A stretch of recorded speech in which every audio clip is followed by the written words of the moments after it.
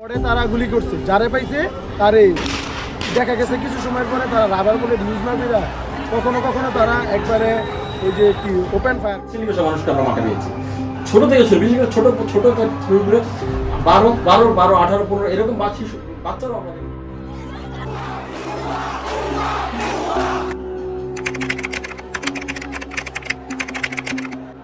16 জুলাই 2024 কোটা আন্দোলন থেকে সরকার পতনের আন্দোলনে সারা দেশের শিক্ষার্থীদের সাথে নরসিংদীর মাধবদীর শিক্ষার্থীরাও সেদিন মাঠে নেমেছিল। তবে মাধবদীর আন্দোলনের সূত্রপাতটা একটু ভিন্ন। শ্রমিকরা, বিদ্যুৎ শ্রমিক মানে শিল্প কারখানার শ্রমিকরা তারা রাস্তায় নেমে আসে, পরবর্তীতে এক পর্যায়ে তারা পল্লী বিদ্যুতের ভাঙচুর করে। তো এটাই ছিল আমাদের মাধবদী এলাকায় আন্দোলনের স্ফুলিঙ্গ।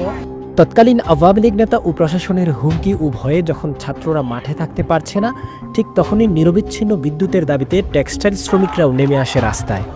আন্দোলন যেন তখন এক নতুন মাত্রায় রূপ নেয়। ওই দিন ছাত্রদের আন্দোলনের ডাক ছিল মূলত 2টার দিকে, সময়টা 2টার দিকে দেওয়া ছিল। তো ওই দিন আমি একটু তাড়াতাড়ি বের হয়ে গেছিলাম বাসা থেকে। এটা পল্লী ভাঙচুর পরে পুলিশ আর তাদের মধ্যে ধাওয়া পাল্টা কিন্তু হয়েছে 2টা পর্যন্ত।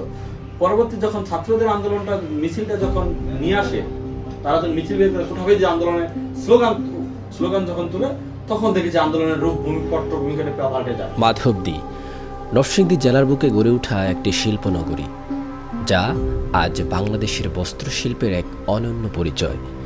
দেশ ও আন্তর্জাতিক বাজারে এই শহরের নাম উচ্চারিত হয় ব্যবসায়ী মহলে। তবে শহরের গৌরব শুধু বাণিজ্যে নয়, এখানকার মানুষ প্রতিটি আন্দোলন সংগ্রামে বাংলাদেশের মানুষের সাথে একাত্মতা প্রকাশ করে। 2024-এর জুলাই আন্দোলনেও এর ব্যত্যয় ঘটেনি।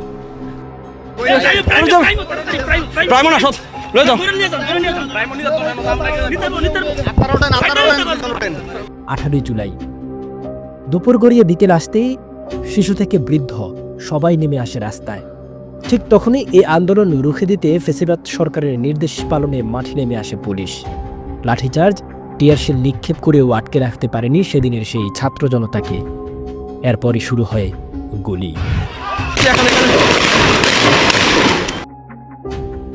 সময় যতই কাটছে, আন্দোলনের পথ ততই তীব্র থেকে তীব্রতর হয়ে উঠছে। ছাত্র আন্দোলনকে রুখে দিতে ইতিমধ্যেই বিভিন্ন মহল থেকে আসতে থাকে চাপ। হামলা, মামলা ও মৃত্যুর ভয় দেখানো হয় সেদিন রাজপথে থাকা মাধবদীর উত্তাল ছাত্র জনতাকে। বলতেছে, তুই সরকার বিরুদ্ধে আন্দোলন করতে আসছিস, তোর এত বড় সাহস, তোর হাসিনার বিরুদ্ধে তুই নামছিস, আমরা পুলিশ বাহিনী থাকতে তোর এত বড় কলিজা হয়ে গেছে, তোর কলিজা টাইনে ছেড়ালাম।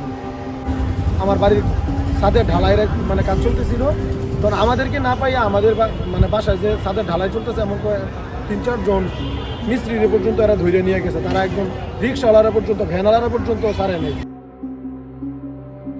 এদিকে আন্দোলন যখন তুঙ্গে, ঠিক তখনই আইন শৃঙ্খলা বাহিনীর কিছু সদস্য এটাকে পুঁজি করে সাধারণ মানুষকে মামলার ভয় দেখিয়ে অর্থ হাতিয়ে নেওয়ার উৎসবে নামে, যা পরবর্তীতে আমরা জানতে পারি ভুক্তভোগী মানুষদের সাথে কথা বলে।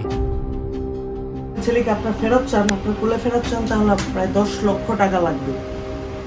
ডিবি হারিস বাবাকে অফার করতেছে। এই জায়গায় রিক্সা কাজ করি মাধবদী, আমার দোকানে কাজ করতেছি আয়া। হ্যাঁ, আমারে মনে করেন আয়া পুলিশ আয়া কইছে যে আমার নামে ওই মামলা হয়েছে বলে। হ্যাঁ, মামলা হয়েছে কইয়া আমার কাছে কইছে 50,000 টাকা দিতাম। আমারে গাড়ি 50,000 টাকা বেচা তারা নিয়ে গেছে। 30,000 টাকা আর বাইক আমাদের দিয়ে গেছে।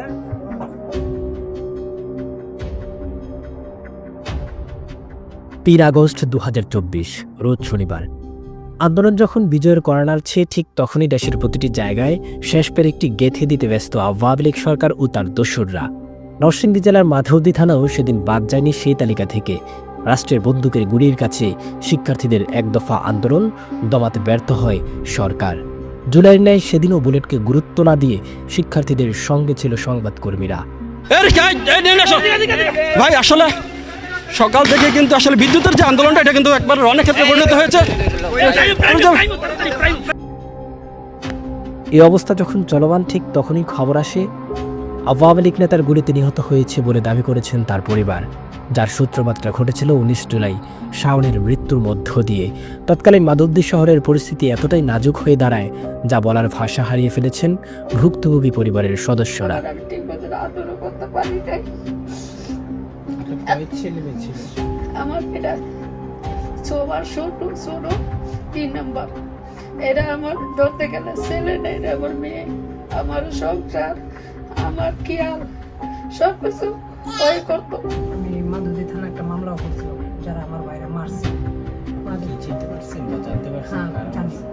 মাধবদী পৌরসভার মেয়র মোশাররফ হোসেন মানিক, তার ভাগিনা, তারপরে আরও তার সহকর্মীরা ছিল, মুজাম্মেল, আর অনেক লোকই ছিল আর কি। তাদের সবার নামে মামলা করছে, কিন্তু তারা এখনো মাধবদী সাইডে দেখা যায় বা বাসায় আসে। রাজীব মেন স্পট যাই করছে, রাজীব যুবলীগের সভাপতি, এখনো বাড়িতে আসে, কিন্তু পুলিশেরা কেউ কিছু করতে করে না। শাওনের মতো সমনের মাও তার সন্তানকে হারিয়ে এখনো কান্না থামাতে পারেন না। মানে যে ভোলাই আমার একটু সুখ সুবিধা করলো, এই ভোলাই জানলাই নিচ্ছে, তখন আমি তো ভোলা বানলে ভাড়া থাকি, ভাড়াই দিব না, বেড়ো ভাত হয়ে দিব। শিশু শ্রেণী পড়ুয়া 6 বছর বয়সী মুনহা হারিয়েছে বাবাকে, যিনি 4 আগস্ট মাধবদী পৌরসভার সামনে নিহত হন। ছেলেকে হারিয়ে বাবার শোক আর স্ত্রীর আর্তনাদ যেন শেষ হবার নয়।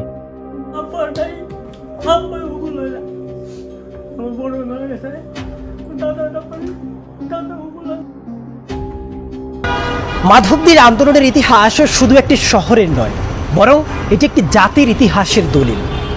ছাত্র থেকে শিক্ষক, শ্রমিক থেকে মালিক, সাংবাদিক, শিশু থেকে বয়োজ্যেষ্ঠ, সবার অংশগ্রহণে গড়ে ওঠা এই আন্দোলন নিছক রাজনীতির নয়, বরং মানবিকতা, প্রতিরোধ ও আত্মশুদ্ধি।